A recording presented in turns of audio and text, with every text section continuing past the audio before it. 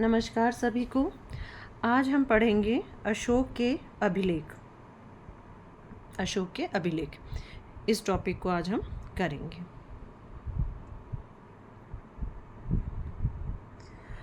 अशोक का जो इतिहास है वो हमें उसके अभिलेखों से ही ज्ञात होता है।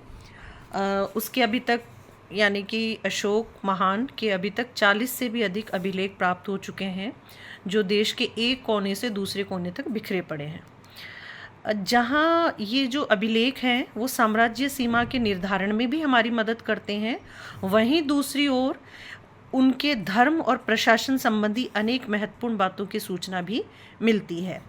सर्वप्रथम 1837 ईस्वी में जेम्स प्रिसेप ने अशोक के शिलालेखों को पढ़ने में सफलता प्राप्त की थी। अशोक के जो शिलालेखों का विभाजन है वो हम 3 प्रकार से करते हैं: शिलालेख, स्तंभलेख और गुहालेख। इन 3 विभाजनों को हम पढ़ते हैं। तो सबसे पहले हम पढ़ेंगे शिलालेख। शिलालेख भी 2 प्रकार के हैं, एक बृहद शिलालेख और दूसरा है लघु शिलालेख। तो सबसे पहले बृहद शिलालेख। चतुर्दश बृहद शिलालेख है। ये अशोक की 14 विभिन्न राज्याज्ञाएं शासनादेश हैं जो 8 भिन्न भिन्न स्थानों से प्राप्त किए गए हैं। और वो कौन कौन सी जगह से ये शिलालेख मिले हैं? शाहबाजगढ़ी जो कि आधुनिक पाकिस्तान में है, और मनसेहरा जो ये भी पाकिस्तान के हजारा ज़िले में है। और ये दोनों ही जो शिलालेख हैं वो कौन सी भाषा में है? खरोष्टी लिपि के अंदर है। फिर है कालसी जो उत्तराखंड के देहरादून में से मिला है। फिर है गिरनार जो कि गुजरात में है। धौली तथा राजगढ़ ये उड़ीसा में है। एरगुड़ी आंध्र प्रदेश के कर्नूल जिले में है, और सोपारा ये महाराष्ट्र में है। फिर है आपके लघु शिलालेख।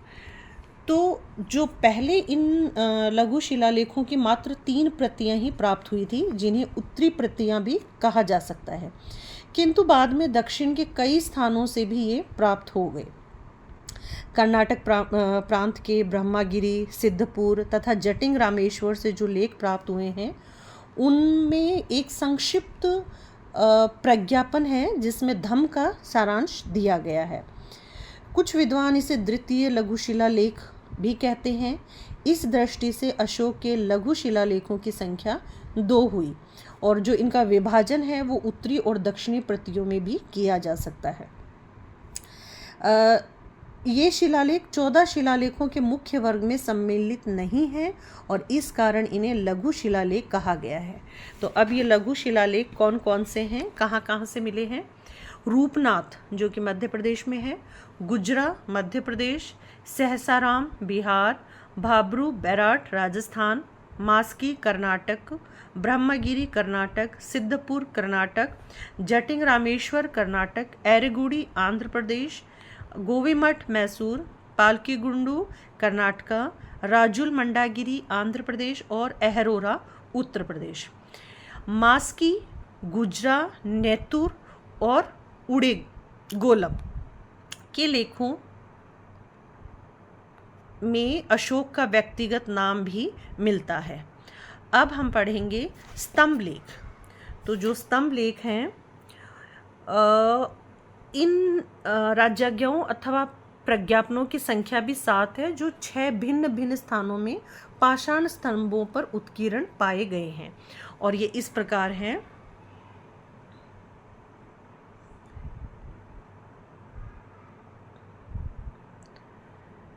दिल्ली टोपरा, जो दिल्ली टोपरा का है ये सर्वाधिक प्रसिद्ध स्तंभलेख है, जो मध्यकालीन इतिहासकार हुए हैं शम्स ए सिराज। उनके अनुसार ये हरियाणा के यमुनानगर जिले में टोपरा नामक स्थान पर गड़ा हुआ था। फिर फिरोज शाह तुगलक द्वारा इसे दिल्ली लाया गया था। फिरोज शाह तुगलक ने इसे फिरोजाबाद में कोटला के ऊपर स्थापित करवाया था। इसे फिरोज शाह की लाट, भीमसेन की लाट, दिल्ली शिवालिक लाट, सुनहरी लाट आदि नाम से भी जाना जाता है। इस पर अशोक के 7 लेख उत्कीर्ण हैं, जबकि अन्य पर केवल 6 ही मिलते हैं। सर्वप्रथम जेम्स प्रिसेप ने इसका वाचन कर अंग्रेजी में अनुवाद प्रकाशित किया था। फिर है आपका दिल्ली मेरिट, लोरिया अरराज बिहार, लोरिया नंदनगढ़ बिहार, रामपुरवा बिहार, ये तीनों ही कहाँ मिले हैं? बिहार के चंपारण में। फिर है आपका प्रयाग जो कि इलाहाबाद में है। इसके बाद में है आपका लघु स्तंभ लेख। ये जो लघु स्तंभ लेख हैं ये कहाँ कहाँ से मिले हैं? सांची मध्य प्रदेश, सारनाथ उत्तर प्रदेश, कौशाम्बी इलाहाबाद के समीप, रुमिनदेई नेपाल की तराई, निगलीवा निगाली सागर और नेपाल की तराई। अब है आखिरी जो अभिलेखों का प्रकार है वो है गुहा लेख यानी कि केव इंस्क्रिप्शंस। अशोक के गुहा लेख भारत के बिहार राज्य में बराबर की पहाड़ियों पर स्थित है, जहां सम्राट अशोक ने आजीवक संप्रदाय के भिक्षुओं के लिए गुफाओं का निर्माण करवाया। Thank you.